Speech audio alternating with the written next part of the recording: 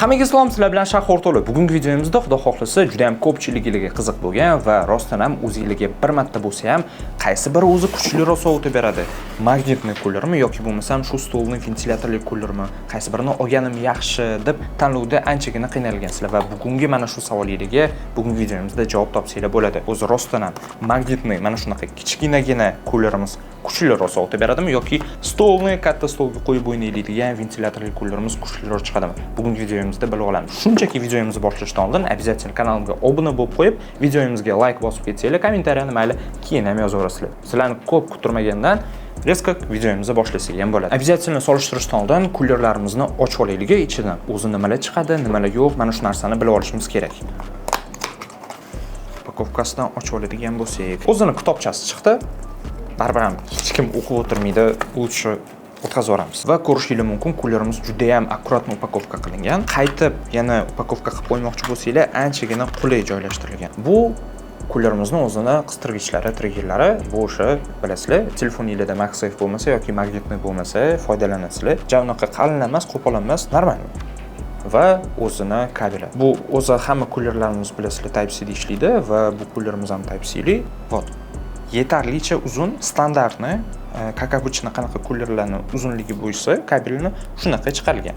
Korobkamizni ochib oladigan bo'lsak, kullerimizni o'zi yaqinroqdan ham bitta ko'rsatish mumkin va orqa tomonidan o'zini magnitkasi chiqadi, shtob telefoningizning ob'yomi kattaroq bo'ladigan bo'lsa, bunga yopishtirib, yana ham kattaroq ob'yomda muzlatish uchun plyonkalarni olib tashlaymiz. Kullerimizni o'zi bu kullerimiz 3 ta etapda ishlaydi. Buni ishlatayotganda обязательно ko'rsatib beraman. Ana endi ventilyatorli kullerimizni резко ochib olamiz.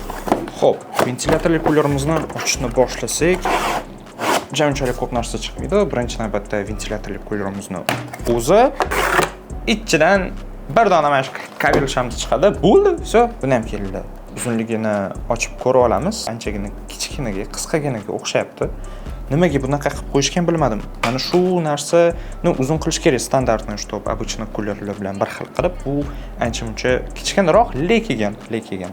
Hatsa buni ventilyatorli kullerimiz bu batareyali hisoblanadi va buni zaryadkaga qilasizlar va zaryadkaga qo'yganingizda u qanchalik uzun emas, unchalik ham qizig'i bo'lmaydi. Bitta zaryadkasini to'ldirib olsanglar, как minimum bemalol o'yinni boshlab oxirigacha ham tugatguningizcha yetib beradi va bu ventilyatorli kullerimizda 5 ta etapgacha ham muzlatib berish darajasi bor, rejimlari bor. Shu bilan ana endi ikkala kullerimizni ham hozir обязательно ishlatib ko'ramiz. Aynan telefonimizga magnitli kullerni ulaymiz, alohida test qilib ko'ramiz va buni ham ishlatib ko'ramiz. Bizda maxsus termometrimiz bor. Bu kerak bo'lsa minusni ham va plusni ham to'liq ko'rsatib tura oladi. PUBG Mobile'ga sekin kirishni boshlaymiz va telefonimizda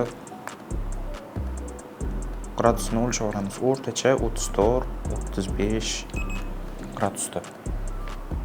Yaqinroq ko'rsatamiz. O'rtacha gradusi aynan mana shu 34. Kullerimizni ulaymiz. Bu hozir birinchi etabiga turibdi, ikkinchi etabiga o'tkazdik va uchinchi etabiga o'tkazdik. Mana bu birinchi, ikkinchi, uchinchi etap.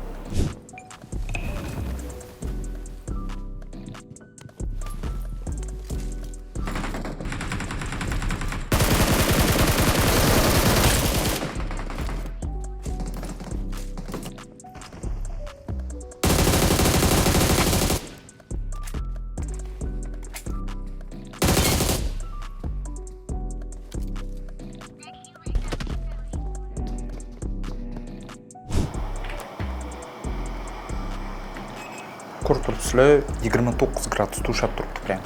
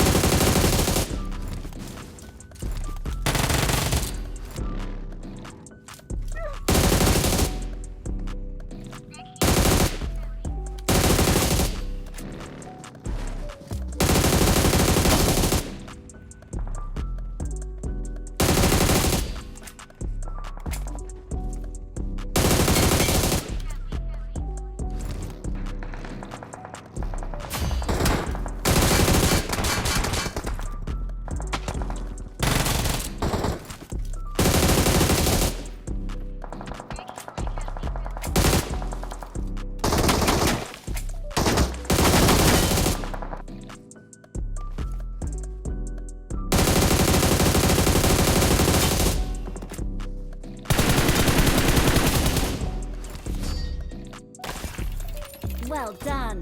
Bu endi samый prям qiziydigan tomonlari 35 bu telefonimizda normal prям ishlab berish gradusi, даже o'shandan ham sal pastroq. O'rtalarini oladigan bo'lsak 29, bu yoqlari 30, 31 ekran tomonlarimiz. Telefonimizda norma holatida bemalol ushlab tura oladi va orqa tomonidan bitta qiladigan bo'lsak, orqa tomonimiz совсем versionni muzlatib tashlaydi. Hozir qaranglar mana. 24 ko'rsatyapti bu yoqlarini. 25, 26.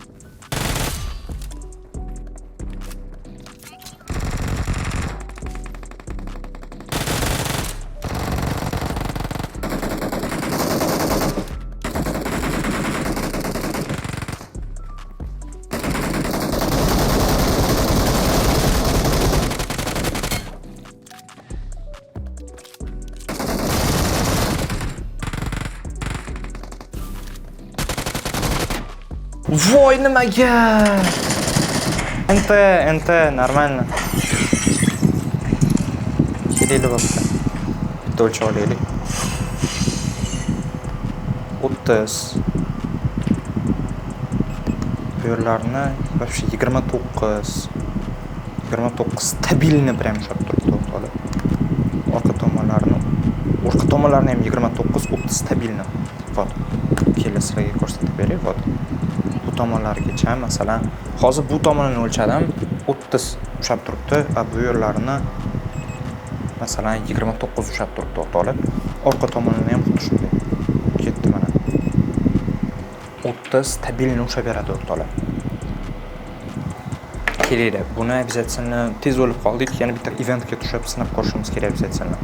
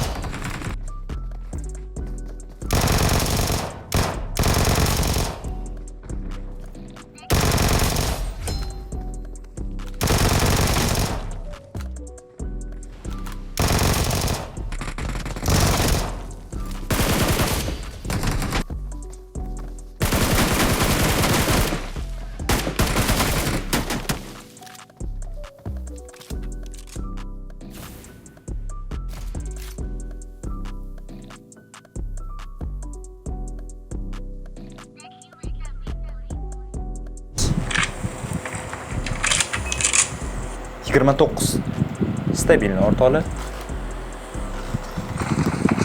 Bu joylari вообще 28 gacha ham tushyapti. 29, bu yerlari ham 28. Bu yerlari 28. Bu yeri ham даже 28. Orqa tomonlari 29.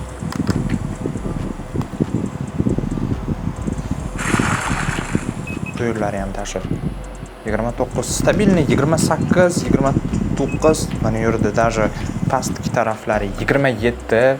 Xo'p o'rtoqlar, ikkala kullerimizda ham ishlatib ko'rdik, test qilib ko'rdik o'yinlarda. Ko'rdinglar, o'yinni o'zi ham zo'r bo'ldi va ikkala kullerlarimizni ham chiroyli qilib obzor qilib berdik. Ana endi statistikaga tayansak, o'zinglar ham ko'rdinglar, necha gradusda stabilni ushlab berdi, qaysi biri o'ynab ketdi va bugungi videomizda shu testlarimizda o'zida ko'rdinglar, ventilyatorli kullerimiz обязательно telefonimizda o'zini постоянно 28-29 gradusda stabilni ushlab berdi va konkretno normal muzlatib berdi. Magnitli kullerimizda 30, 31, 32 gacha ham ko'tarilib ketgan holatlar bo'ldi, lekin bu ham yomon natija emas. Telefonimizni zaryadga qo'yadigan joylarimiz bor-ku, kam qiziydigan. Ana o'sha joylarni 30 gradusda ushlab berdi va hamma joyini ham stabilni ushlab bermadi.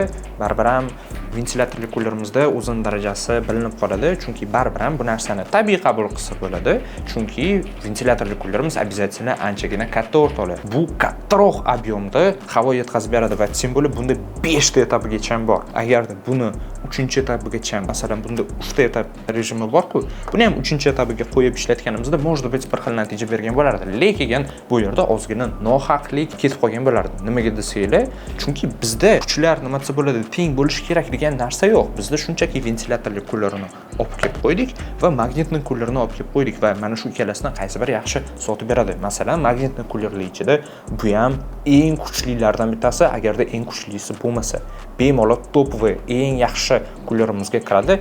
Ventilyatorlarimiz ham o'zini obro'yiga ega bo'lgan va mana shu holatda baribir ham kuchlarimiz teng emas. Bu narsa baribir ham tabiiy, chunki ventilyatorli kullerlar avvaldan anchagina yaxshiroq bo'lib kelgan, boya aytganimdek o'sha kattaroq объемda havo yetkazib berganligi uchun. Va magnitli kullerimiz o'sha telefonimizda zaryadga tiqadigan joylari yoki kam qiziydigan joylarini 30 gradusda ushlab berdi.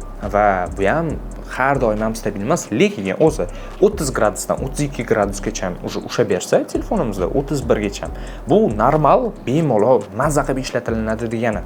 Lekin ventilyatorli kullerimiz o'zinglar natijasini ko'rdinglar. 28-29 da stabilni ushlab bera oldi. Shuning uchun ham bugungi videomizda bu narsa ventilyatorli kullerimizni statistikasini o'zinglar ko'rdinglar, chiqarib bergan va YouTube chiqishi baribir ham tabiiy edi bu narsa. Shu bilan ortiqcha bugungi videomiz ham oxiriga yetib keldik. Agarda videom sizlarga foydali bo'lgan bo'lsa, o'zingizlarga konkretni qaror chiqarib olgan bo'lsanglar, ana endi mana shuni olaman yoki buni olaman degan qaror chiqarib olgan bo'lsanglar, men o'zim maqsadimga erishdim.